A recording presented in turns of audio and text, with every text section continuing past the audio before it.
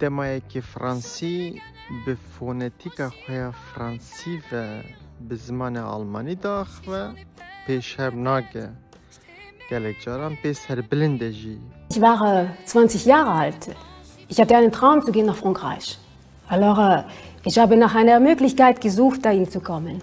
کو بوی فونتیکا خویا فرانسی و نشان همو آلمانان دکه کو او دست خود کسی که فرانسیه لی آلمانی جید زانه لی امبارن سر کردی گله کردین کو زمان ترکی دا خفن Annem buna diyor kuşhane kapak. Evet, annen ona kuşhane diyor değil mi?